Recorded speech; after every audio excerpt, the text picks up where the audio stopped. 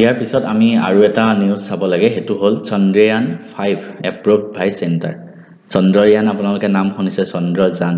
আৰু আমাৰ ইছৰোৰ এটা মিছন হয় ইছৰো ভাৰতীয় মহাকাশ গৱেষণা সংস্থা ইণ্ডিয়ান স্পেচ ৰিচাৰ্চ অৰ্গেনাইজেশ্যন আমি যেতিয়া কম্পিটিটিভ এক্সামৰ কাৰণে নিউজ বিলাক পঢ়ো আমি অকল নিউজটো নাচাওঁ ঠিক আছে আমি আকৌ কৈছো গোটে টপিকটো ভালকে পঢ়ো তাৰ লগত ৰিলেটেড সব বস্তু পঢ়ো যাতে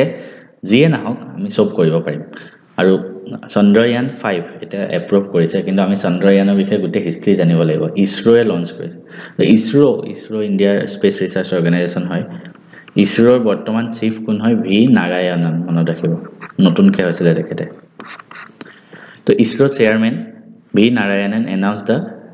এপ্ৰুভেল অফ চন্দ্ৰয়ান 5 আৰু এই মিছনটো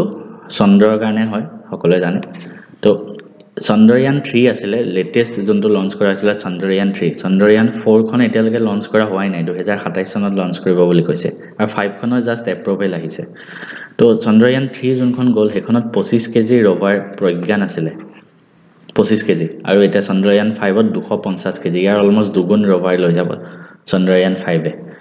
আৰু এইবাৰ চন্দ্ৰয়ান 5 যোনখন ওলাব ন এখন ইণ্ডিয়ান ইছৰো আৰু জাপানৰ যোনটো company JAXA full form Japan aerospace exploration agency মনত ৰাখিব জাক্সা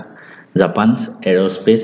এক্সপ্লোৰেশ্যন এজেন্সি ইণ্ডিয়াৰ ইছৰো আৰু জাপানৰ জাক্সাই দুইটা মিলি চন্দ্ৰয়ান 5 বনাব আৰু এই চন্দ্ৰয়ান 5 টোক লুপেক্স বুলিও জনা যাব লুপেক্স মানে লুনাৰ পোলাৰ এক্সপ্লোৰেশ্যন মিছন ঠিক আছে মনত ৰাখিব লুনাৰ পোলাৰ এক্সপ্লোৰেশ্যন এটা আমি চন্দ্ৰয়ানটো পঢ়িলো নিউজটো চন্দ্ৰয়ান আমি আগৰ কেটাও জানিলো আহকচোন 1 2 3 4 কাৰণ 5 নম্বৰটো হে এপ্ৰুভেল হৈছে আগৰ কেটা জানো প্ৰথম 2008 চনত চন্দ্ৰযান 1 গৈছিলে অৰবিটাৰ মিছন আছিলে এটো আৰু এটো কি কৰিছিলে কেমিক্যাল আৰু mineralogical and photogeologic mapping of the moon এটো মিছনৰ দ্বাৰা কৰা হৈছিল আৰু এই মিছনটোৱে মানে এটা এক্সিস্টেন্স প্ৰুফ কৰিছিলে চন্দ্ৰত যে পানী আছে তাৰ এটা এক্সিস্টেন্স প্ৰুফ কৰিব পাৰিছিল তাৰপিছত চন্দ্ৰযান 2 পঠোৱা হল 2019 চনত তাৰ এক্সাক্ট 11 বছৰ পিছত চন্দ্ৰযান 2 পঠোৱা হল লেন্ডাৰ মিছন বিক্ৰম কিন্তু এটো ফেইল হৈছিল এই 2019 চনতে ফেইল হৈছিল আৰু এটো নিউজত বহুত আহিছিল তেতিয়া ইছৰোৰ চিফ আছিল কে শিৱান তেতিয়া ভাৰতৰ প্ৰধানমন্ত্ৰী মোদীয়ে তেখেতক মানে বাৰে বাহবা দিছে হ'ব তেই লাষ্টত যেতিয়া ফেইল হৈ গল ন তেখেতে কান্দিছিলে তেতিয়া হেতু মই তেতিয়া এনআইটিত আছিল মোৰ মনত আছে নিউজটো